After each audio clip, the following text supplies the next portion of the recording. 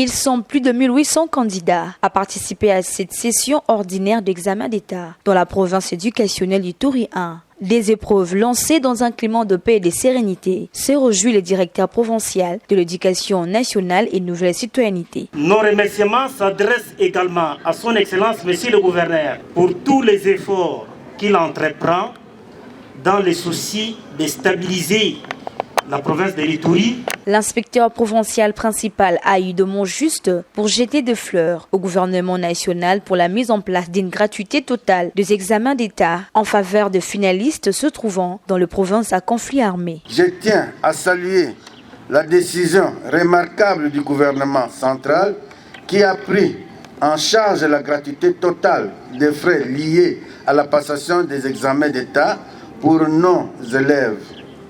Cette mesure a allégé le poids financier qui pèse sur les familles souvent fragilisées par la crise socio-économique qui traverse l'Ituri à cette période.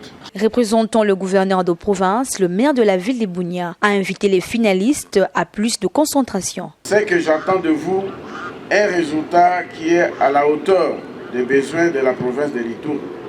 C'est pourquoi j'en appelle à la sérénité, à la conscience et à l'excellence dans le travail que vous allez faire.